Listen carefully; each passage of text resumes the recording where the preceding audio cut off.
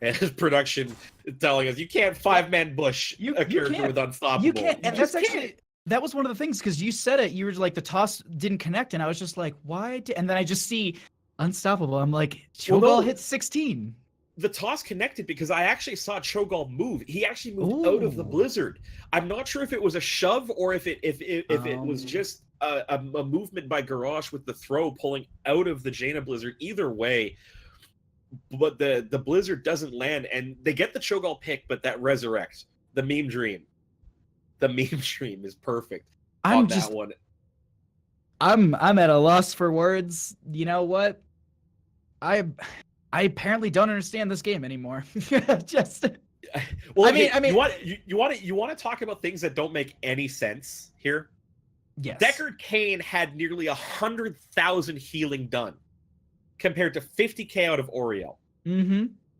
And the only reason that's relevant is between Cho'Gall and Gul'dan, they had 120,000 hero damage combined. I mean, just Gall had 76,000. Rounding down, like that's ridiculous. In comparison to Jaina, who was the highest on the opposing team with, rounding up with 38,000. Like it's absolutely crazy. Like the damage that can come out from I've played Gall here and there, and like my damage output comes nowhere near that. And I'll see some of these games and I'm just like, what are you doing and how are you doing it? Like I need to go back and watch this because it's just consistent damage. The other thing too is we saw like at level 4, bombs away, if I'm not mistaken. No, what was giving the cooldown reduction to the bomb? I can't remember actually. Because they were hitting heroes and getting instant. Level 13, the runic feedback challenge. Thank you. For show. I thought it was way earlier. That's why I was just like. No, it was on 13.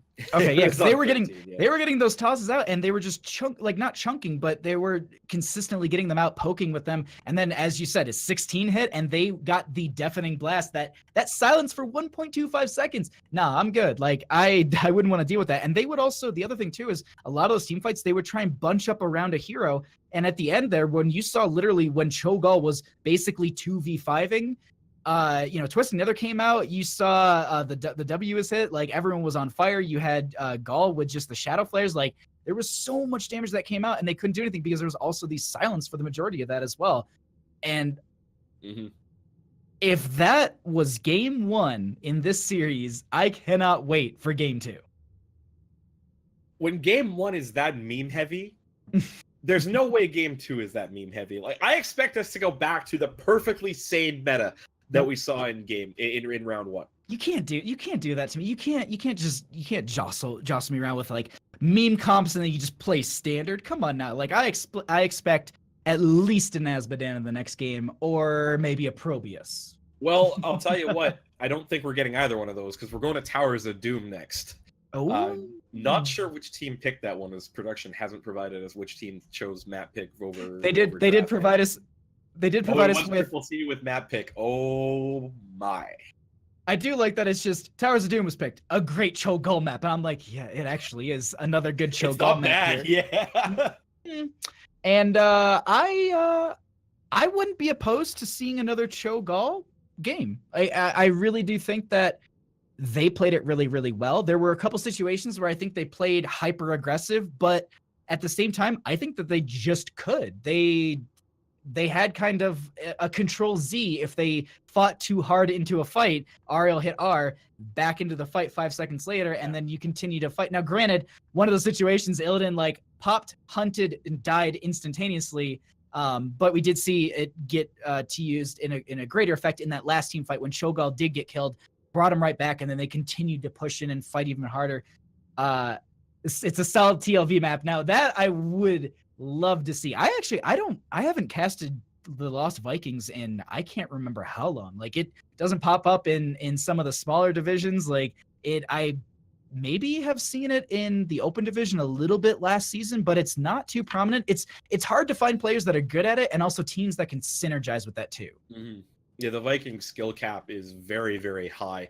I'd actually argue the skill floor for Vikings players is very high as well. You can't just walk into the Lost Vikings and be like, I'm going to play the Lost Vikings and be good at it. The amount of macro required as an actual player is phenomenal, let alone as a team macro with the Vikings. So I wouldn't be surprised to see it with the level of play that we're seeing, but at the same time, I also would be like, maybe not. I don't know. TLV, like, it's one of those things that, like, Heroes of the Storm's my first MOBA, and I played TLV because I was just like, that looks like a hero that's like super challenging, and I just want to play it. Like, I saw it as a challenge. I was like, I bet I can at least get this decent. And like, I got Lost Vikings up to, the old 10, which was, you had to do that huge grind, and like, so no, I think it was even further than that. I want to say it was like 15 or something. It was, I played a lot of Lost Vikings, and it's just one of those things that, like, you can push your face into it as much as you want, but like, it wasn't until I started like watching VODs, watching recaps, like watching pro players and how they were doing little things here and there, where I was like, oh, okay, well, I can adjust my Viking play. It's definitely one of those things that you need to develop over time. You can't pick it up and just kind of play it a bunch of times and kind of get comfortable in the hero. It's definitely something you need to almost have a strategy per map with them.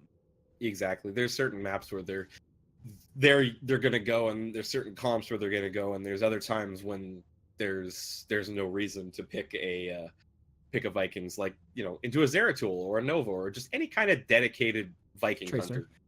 Tracer with untouchable stacks, and then she just sits there and bodies you the entire game. It didn't happen to me once in a Hero League game. That's the worst, is when you give Tracer or even a Butcher, like Butcher against Vikings is free feed, fresh meat. It's not all of these little Vikings. Because it's not like, for example, like if you go into a Murky, you can almost troll a Butcher. You can sit there and just bubble at the last second, and then, they don't get that kill, and then you just float away. Whereas with a Viking, you need to be observant and making sure that you get that Z in time, or you basically wait till level 13 when you can get your jump, or I think it's leap, actually. No, it's jump. And you can actually, have that split second of getting away, but it's not until like 13 that you get there where you have that. So definitely, Lost Vikings, if we're going to be seeing it, it will be it'll be like a last pick in this draft. I really don't expect it anytime early, because it gets countered so quickly. But I don't know, like there's a lot of really, really cool things that we can be seeing on a map like Towers of Doom. Do we get another double global aspect? Do we get more Cho'Gall? Do we get, I don't know. I guess we'll see if Team Maroon go for the immediate snap ban on either Cho or Gall. If their first ban is either head, then we know we're probably not going to see a repeat. Towers. That is true. Doom. But let's find out. We're going to be getting into Towers of Doom here. We do have the only thing I don't think we mentioned is that Triple C chose map. No, you actually did mention that. So that gives first pick, first ban over to Team Maroon once again, because I think that was the exact same thing, because Triple C chose Tomb of the Spider Queen. But yeah, no, I mean, going into Towers of Doom, I think this is a great map. A lot of good macro play, and really, really good at, testing your enemy team on timers and rotations and these kind of stretched out fights that you can get in some of the single altar phases.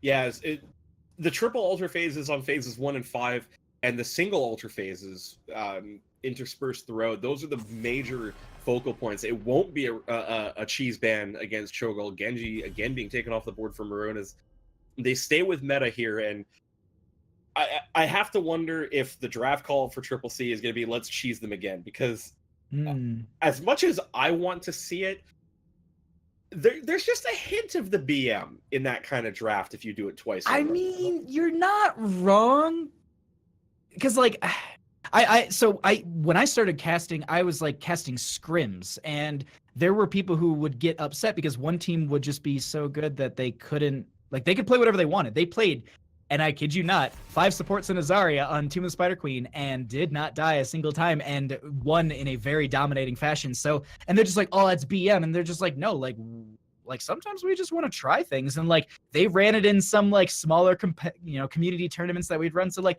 definitely, you can pull out some interesting things. And like, where I do see like it can be taken as BM, but at the same time, like, it's also kind of amazing that a team can just come together and be like, we can put together this almost meme draft and still take a good team fight, play a full game. We're not so set on just like, we hit 16 and like, that's all we're going for, because it was consistent throughout. It wasn't like they struggled and they got 16, they turned the game around. It was, they were consistently pushing in lanes and holding this over. So I got to say, it was a great play from Triple C, and I really want to see, I'm excited to see what they're going to be pulling out here. But first pick to Haka on the side of Team Maroon. little bit of global presence for Team Maroon. Dahaka, kind of the staple off tank that you'll see in the solo lanes. Very resilient type of hero. No big surprise there. We're very much on meta, even through the bans. Garrosh being the ban out of Triple C on the other side there. I think that makes a lot of sense. We saw not necessarily dominating Garrosh playing. Checking in. Oh, okay, Ana?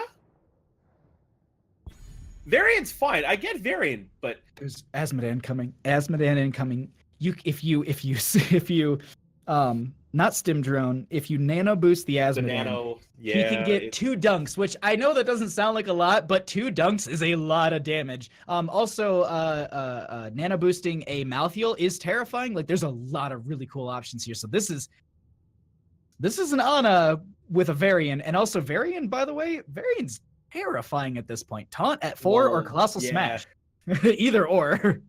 I mean, there's even it's the less optimal build, but the Twin Blade Variant build is really annoying to deal with in certain compositions. Like, do you think the amount of pain that he can dish out with just that constant chunking, it's almost like dealing with an Illidan who has slightly less mobility. And then if he's at 13, he can hit the 1 key and basically drop an armor banner and continue to hit you and not die because it's 16. Excuse me. My apologies. But yeah, no, being able to just drop the armor banner and just literally just like, well, do you want to continue to fight me? Because I've been in like quick match games going into a variant that's Twin Blades. It takes so much to kill them because they can take, they have the protect at 10 potentially, and they can just sit there and just take all the damage and walk away, and just walk away literally. So it's terrifying. But let's get back into this as we have the Deckard and Greymane picked up, and then an Abathur ban. Deckard again, no surprise. Good crowd control options. The Greymane, I don't really know about that one into an Ana, because you're gonna get the dive from Greymane, and then there's the Cho ban that we were expecting. Okay, so no Cho cheese, no Cho'Gall cheese, but Greymane into an Ana, that sleep dart's gonna come in almost right away, and I'm not totally sold on that one. Granted, I don't personally feel that Ana is the best healer, because when your main healing output is a skill shot, in the type of skill shot that Ana's is, it's very difficult to get a workable comp. And I mean, I could be proven wrong. If Daeun's on the Ana, like we've seen him on the support all the way through the matches we've seen, then he might just turn out to be one of the best Ana players I've ever witnessed. And my hat off to you, because I have problems playing Ana personally and playing with an Ana on my team, and I'm just not sure about that one. But then again, after game 1, I don't think anything I know about Heroes of the Storm makes any sense anymore. Right? Exactly. It's just like, well, Cho'Gall reigns supreme, I guess. Just pick it in every quick match game. Every death comes honor. That's going to be a Zeratul with a Hanzo. Diablo being still available, do you think they go into the Diablo with the Apocalypse and the Void Prison, or do you think it will be the Might of the Nerazim just to get the burst onto a backline? Because you can like 0 to 100 someone, like I think it's like post 13 with Zeratul and Might of the Nerazim, and then Deckard gone, Greymane potentially gone. So then at that point, the Varian is either going to be soloing into the Dahaka with, a different build, or will be main tanking, and they're going to need to pick something into that. But what do you have to... I'll tell you what, though. Every single one of these heroes so far are good Ana targets for Nano Boost. Yes. Hanzo abilities are great. Zeratul abilities are great. Even Varian having Warbringer, the charge, on a shortened cooldown. And if you take, I think it's like Judgment at 10, so you have the increased damage from that, and then, no thank you, I do not want to deal with it. But they're looking at this draft, they're going to need a main tank, as well as, I honestly say, take some poke. Resets from Li Ming and the Joanna, but that's the thing, is like the Zeratul, once again, like that's where I've played with some friends, and they were just like, they're 13 hit, and they go, protect me from Zeratul, and then Zeratul would show, like we had to make sure that we were constantly taking Zeratul out of stealth, because otherwise it was just bodied every single time. Just that person was dead, and it was just like, we can't win the game if they literally just come up, take out one player before objective, and then it's just like, well, we're down, it's 4v5, it's late game, death timers are basically the objective timer. Like it's an interesting play, and I really am curious to see what they're going to grab here. But what do you put in this last spot? if we're going full cheese, then it's probably Asmodan, because Hanzo with the Q, the wave clear, prep the way for babysitting Osmo. Zeratul cleave, preps the way for an Asmo. I like it, but I don't know. They're not going to. No, there's no way. There's no way they're going to. Do you think they don't TLV? They don't TLV here. Oh, there's the. Okay, all right. So the Euro will be our solo laner. Huh. Yeah, I mean, we talked about her, and seeing her first appearance finally here is going to be interesting. Yeah, I have not casted a single game of Urel. I'm excited about this, and it's something that I wasn't even thinking. I was like, I don't know. There's this team's been doing so many kind of jukes on us with their drafts that I'm just like, I even doubt my own. Like, I'm just like, no, they're gonna pull something out weird. But no, they go ahead and they pull out the Urel, and it's an interesting composition with the Ana here. And I already see Twitch chats just like, I lose faith in casters when they doubt an Ana, and I'm like, I can't blame you. I'm a plat player. What do you expect? I'm gold. I walk away from shots. Like I'll see the Ana trying, and I'm just like, no, wait, no, because it's like I'm working on stutter stepping, but then I stutter step my own Ana. Like it's like, oh, I shouldn't even be in gold then if I'm stutter stepping my own teammate. But we are going to be loading. I do the exact same thing. And then I'll see her get frustrated and she just stops healing me. I'm like, all right, well, I'm sorry. Like, I do apologize. But let's go ahead. Let us get into this game number 2 between these two teams. On the left-hand side, we are going to be having Triple C with Yogurt on the Zeratul, Sith Lord Sun on the Hanzo, Dane going to be on the Ana, Fomohot going to be on the Varian, and Watcher going to be on the Urel. And on the right side, it is Team Maroon down a game in the series. Coca-Cola on Li Ming, Sparky on Johanna, Edgardo GL on Greymane, Decker being played by Space Bacon, and Mizano on the Dahaka. Let's go ahead and let's get into this, as it looks like we do have both teams going right into the mid lane. The good luck have funds go out, and just peeking at some of these level 1s, we do have the redemption from Hanzo, so going to have that extra auto attack speed, and then we're going to also have the slow from Decker just to try and set up a couple other things here. Sparky going to be stepping forward, and Li Ming putting some damage from the backline. We'll see as this progresses if they can get those resets for Li Ming, or if it's just going to be Zeratul getting that backline and harassing consistently. Sleep Dart quest being taken for Ana as well. No big surprise there. You want to make sure you shut down Greymane every time he comes in. You also want to make sure to have that extended range. Try and pick off the Deckard Cain if he in fact goes for the stay a while and listen. You want that interrupt because you don't have a lot of other options elsewhere. Yogurt, though, looking like he's going to get caught. The scroll of Identify coming in as first blood on the great rotation for Team Maroon. That is going to be really strong for them because now they don't have someone to deal with the bottom lane. The 4-member rotation is, well, now a 3-member. And honestly, actually, I think Zeratul was sitting in bottom lane by themselves, and the 4-member rotation coming up for Team Maroon here is really, really strong. I'm wondering if they're able to actually kind of out-macro them a little bit on this map, especially with the Dahaka. I wonder if that might be a fall for them if, the flank that comes out from a Dahaka burrow along for a lot of these for these altars can be devastating. Like, a backline drag onto an Ana, that allows Greymane to get in as well as Li Ming just to continually poke out damage while Ana can't heal because it's just the solo support. Yeah, it's very critical to know. Oh, Li Ming disappearing somewhere, and I'm not quite sure where that was. Looks like in mid where Zeratul came in, Yogurt on the respawn, and Varian with that lockdown there didn't quite catch it. On the observation there is the counter pick in the rotation coming in for Triple C.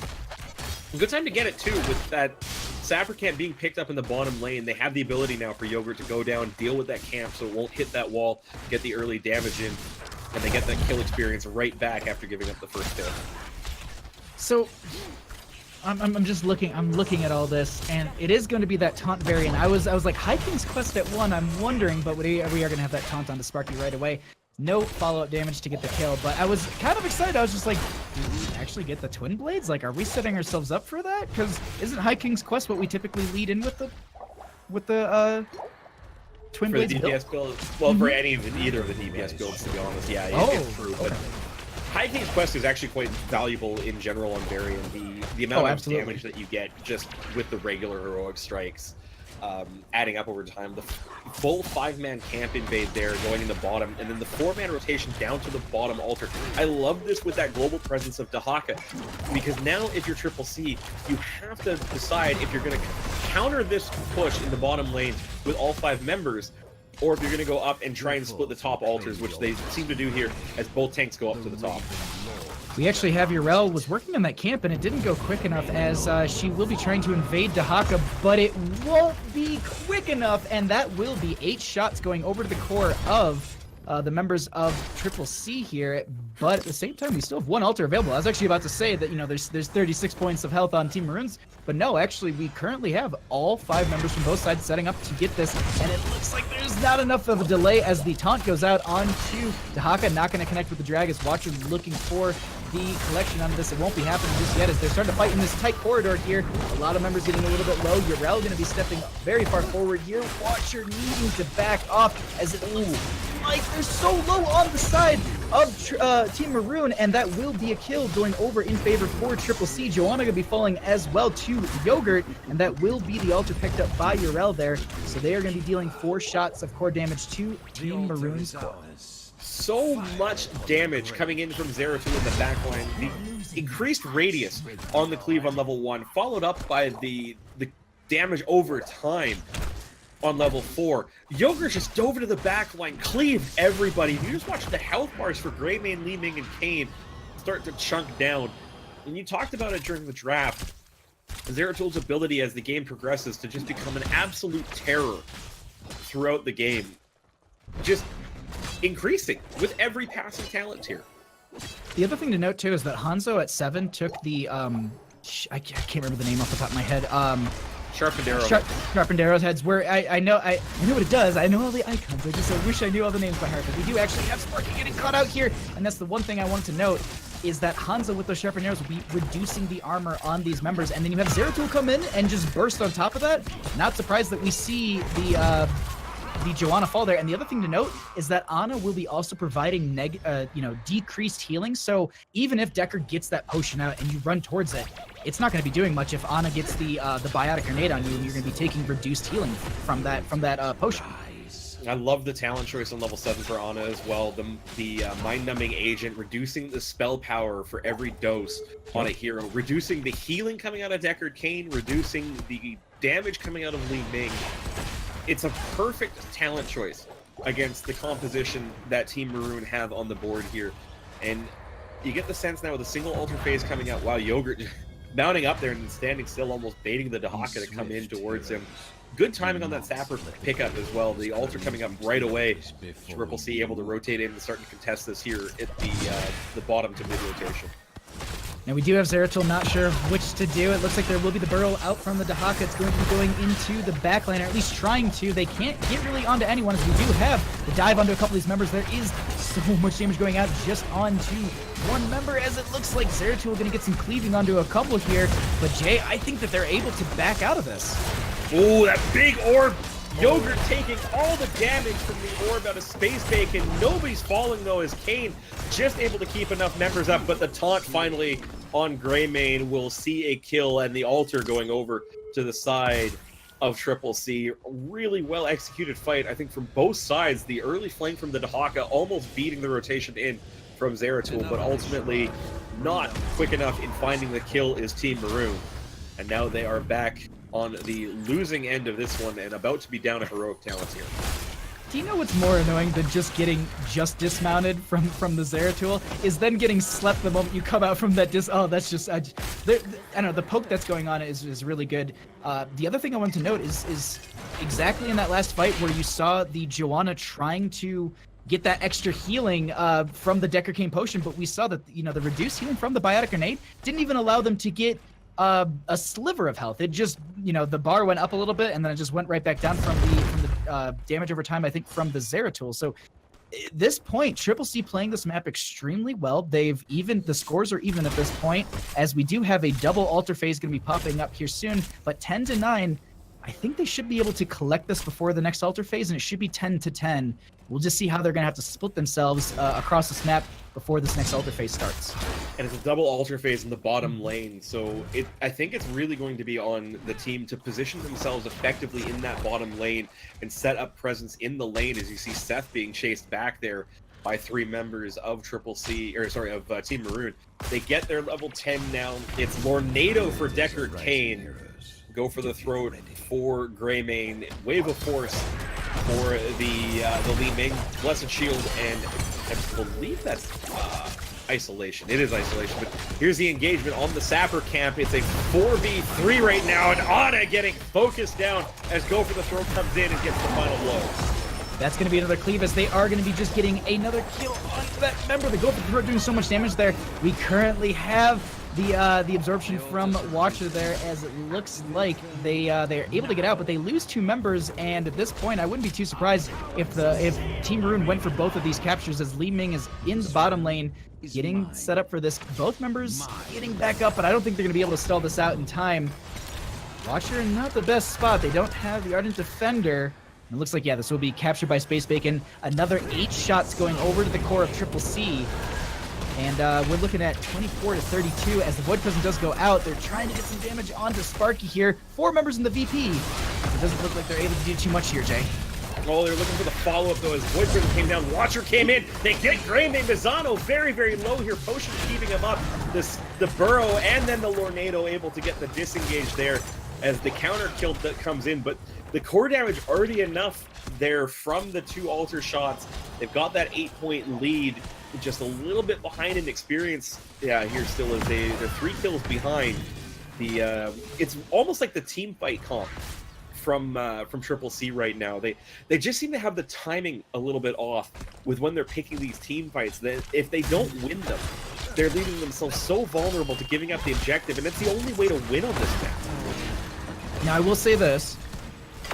We do have bottom being held over by the members of Triple C, and that's an important thing. And you mentioned winning this map, and that's actually a big factor. Is I've seen teams, they hold bottom lane the entire time. They just funnel in the sappers consistently as they spawn.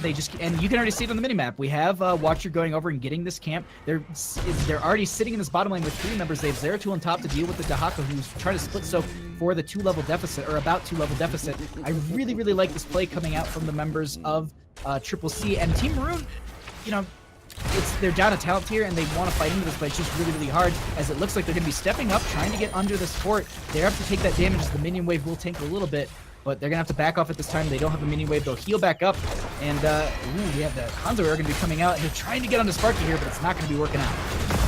Oh, they're really just pushing them back right along to their front line there.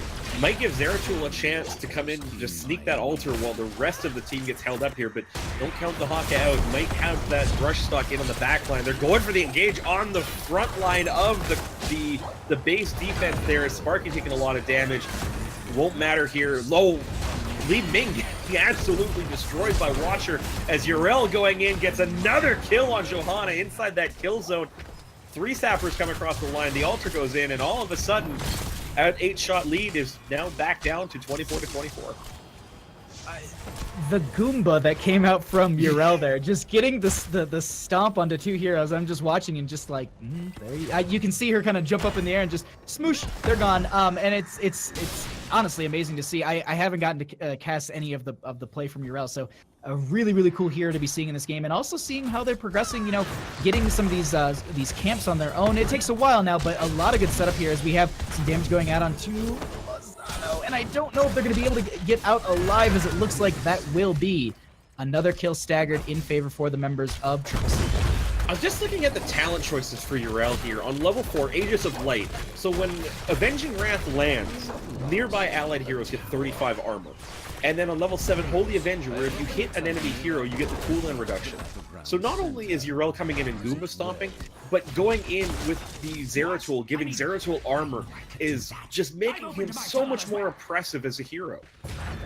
I gotta say, the way that they're playing this is extremely smart and really, really strong. 15-13 And the way that they're comboing these talents, I'm excited to see as they progress, like how they're going to be running this, as we do have Sparky, Coca-Cola, and friends going to be diving onto the Zeratul, but the Void Prison comes out to shut it down. Sleep comes out from Ana, but Space Bacon in a bad spot here, as we do get the jump onto a couple members that will be Decker King falling here. No heals for the members of Team Maroon, as Sparky trying to body as much damage as possible, pushing up as they're also trying to get the resets for Coca-Cola. So many members low here. Ana needs to get some healing out.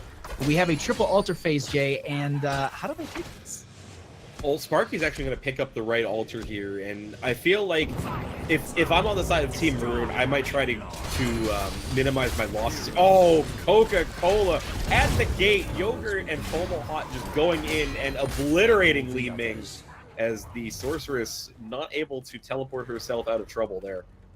Not able to get away, and it's, ooh, we have another dive going out. Now, granted, it is also onto the Joanna, but some sleeps, some taunts. Looks like Sparky's just going to be able to back out of here, but they want to pressure these lanes up a little bit more, make it difficult for them to retreat here, as they've actually, oh my god, never mind. I was going to say, they're going to be evening up the damage, not getting a kill, but they get that Joanna. That's huge for them. Sleep goes onto the Deckard. They're stepping up, and it looks like they want to continue to get more. Hanzo Arrow from nowhere gets 3, and they don't get anything else. Oh, I'm sad, because that would have been the perfect way to do a from downtown call, because that's the only description of where that Hanzo arrow came from. Right behind the tower, get 3. They're going to go in anyways. Coca-Cola on the respawn eats so much damage, and the rending strike from the cleave is going to get the final blow. Space Making going down. Triple C with utter impunity across the line into the kill zone. They don't care. They've got a triple kill. They've got mid-tower down and a 3, almost 4-level lead. The other thing to notice too is it's hard to kind of see with the skin that he currently has. So I was like peeking at it myself, and I just saw it. That last fight where Zeratul went in and just got so much damage output, I could see some shimmer, and that was actually when the nano boost was used to get that extra, just, you know, the cooldown reductions and damage out. I mean, the plays that they're making with the Zeratul right now are out of this world. Like, I'm just peeking over at some of the damage, and like Hanzo's got 61,000, and actually Hanzo is outdoing everybody here. We'll talk about that after the match here, as we do have another double altar face popping up, Jay, and they're not letting them even take back this mid fort. No, and I don't blame them. They've got the level 16 talent advantage. They're actually Fomohawk going in with the taunt, trying to drag Sparky on the Johanna back into the waiting arms of the rest of the team. You see the Zeratul in the bottom lane. They're just kind of babying the Sappers and looking to maybe pick up the last fort there, get the barrage started, try and get that advantage going. But they're going to give up on it. Mid fort's gone. Watcher gets interrupted there. Almost had the channel on the top one. Coca-Cola getting that last second little poke out, that was really good, and avoiding the orb there, that's really beneficial. And actually Zeratul in bottom lane the entire time, finishing out that fort, so still confirming 6 potential shots. They could be looking at 12 shots onto the core of Team Maroon, as Sparky getting a little bit low here. Watcher needs to back out, but they're actually going to go right back in. The absorption going to be used, and it looks like Sparky's just barely living throughout this, as Decker King is doing God's work with healing, but it won't be enough as Dahaka will be falling. That is going to be the Void Prison going down. They are currently setting themselves up to get more kills. Space Bacon gets right out of there, but it looks like that is going to be the stomp right onto the Greymane. I mean, you might want to check Watcher for some illegal superstars or mushroom power-ups, because the Goomba stomps into the kill zone have been nothing short of phenomenal. I don't know how to even like call them any other way, because like if they're, you know, if she just was going in and just like, you know, jumping on them, no kill, no big deal. But here it is a jump in, it is a smash. The hero gets oh, okay, I was just like, pause. Oh, it's because, yeah. Looks like we are going to be having the boss picked up here by the members of Triple C. They will be confirming the last 4 shots onto the core, and that is going to be game number 2 going over to Triple C. They will move on through the bracket and continue in the Open Division tonight, knocking out Team Maroon. Really well executed game plans on both of their map selections in both Tomb of the Spider Queen and Towers of Doom. Hanzo with the 80,500 hero damage. Seth Lordson on these ranged assassins doing the Lord's work, just bringing the hurt. But more importantly, Urel, 42,000 hero damage with that build coming in. Let's talk about this build a little bit. Yeah. Like I was talking about, Aegis of Light and Holy Avenger, the Goomba Stomp double there. And then the additional spell power from Velen's Chosen on 13. So when you're going into the Goomba Stomp, of the Avenging Wrath, and then you get the cooldown reduction and get to do it all over again, but now it does more damage? Hello? What? No, please. This is just ridiculous. Like I was like when she was on the PTR, like I haven't got to play a lot of her because I was doing a lot of Hero League last week because I set a personal goal this season of playing 100 Hero League games. And I'm actually not too far off, but so I haven't, been able to check her out too much besides the little PTR play. And I was actually thinking that it was going to be more into the reposition that you can get with her hammer, but this Holy Avenger with the Aegis of Light, I am going to be definitely looking into this myself and just seeing how it plays out. I mean, it's definitely one of those things that it works. You pointed out very, very well that there's a lot of like, you've got the dive in from the Varian, you've got Zeratul diving in as well, and Urel's going in. Whenever if she goes in last, that's 35 armor for guaranteed for the Zeratul as well as the Varian. Ana might be in range as well as Hanzo. But overall, like at 4 to have 35 armor, that's huge, especially into a gray main too. Yeah, talking about the damage numbers, Urel put out more hero damage than every hero on Team Maroon individually. 42,000 from Watcher on Urel. The highest hero damage for Team Maroon was Coca-Cola on the Li Ming with just under 40,000. And just barely there too. Yeah. But it's an absolute like Triple C. The things that they're coming out with are absolutely, it's just mind-blowing. I keep saying absolutely, but I'm just not sure. As it looks like everyone's in games again. Sorry, I just want to ask them really quickly. Just if we want to transition over to the bracket, if we want to talk a little bit about that, unless you have some other points that you want to hit on from that match. No, I think we kind of covered everything through the amount of banter that you and I had during the draft and during the time that we had between that one. But Triple C doing really, really interesting strategies. They were fairly meta in round 1 against OSD, and then they pull the pocket strategies out against Team Maroon and really kind of gave us some fun games here as they move on to I believe what's the final round of the night. They're awaiting the winner of Wrong Orc and Glowgang, and I think you and I are both really looking forward to see who comes out of that one into our next match. Because that's where we will be heading. Sorry, okay, never mind. I was reading something else from production, but it's a different question. But yeah, no, we are going to be heading into. So Triple C won that game. They progressed throughout the bracket. If you want to know anything about the bracket, by the way, hit ! bracket in the Twitch chat. It will give you the link for the European bracket as well as the NA bracket. But Wrong Orc versus Glowgang, they're two big teams. I mean, you've got Glowgang's team, and you've got and we talked about like Nintori, Trees, Zergling, like all on Wrong Orc, if I'm not mistaken. I'm not mistaken. So Nesper as well. Yeah, like it's a lot of cool. Like I wish we were in that match, but we will be getting the winner of that one. Overall, yeah. Moving on throughout this, I'm just kind of peeking through the rest of these. Those guys versus Femme Ferocity, that looks like it's still in game 1. No, actually, it's in game 2, and those guys actually beating Femme Ferocity. So Femme Ferocity taking those 3 games into team name change, but they're gonna need to work their way up against those guys as well if they want to continue throughout the bracket tonight. Yeah, absolutely. It's looking around the bracket here. There's still a lot of really cool teams left in there. Divination right now up a game on Freebirds. Trademark Gaming up a game on Abusement Park, which is one of the better meme names. Did Queen's Gambit get knocked out? I'm not seeing them. Holy crap. Necro Dancers knocked out Queen's Gambit. Who's on Necro Dancers? 2-1. Let's go in because they're currently up a game in their match. It's Physicals, Huff Money, Ezreal, Damovarian, and Quantum. Okay, I know a couple names off of that, and I don't think, like, I think there are a couple people from like NGS. I don't think that they were a team before. I think it's a bunch of other people who have gotten together. I'm not 100% sure though on that one. But Queen's Gambit, E Kevin, E Toby, Fane, Envy, Dahu, like that was a team that I they did extremely well in the last Open Division. So to see them be, I said this at the start of the stream when I was watching this morning EU, and I was watching teams that like Manticore getting taken up by teams that were never even heard of, and that's kind of what we're seeing here with like Triple C. They are cruising through this bracket, and they can almost play anything they want. Yeah, they were really solid in both the matches we've seen so far. I mean, we came in talking up OSD a little bit in their first round, and in Triple C. By the time that first skirmish had gone down, they were like, hold up. Let's just show you what we're all about. And it's been really fun to see. And it's what we talked about, throughout this broadcast, in being able to witness the ascension of teams through the bracket and being part of their story as they make their mark on the HGC Open Division.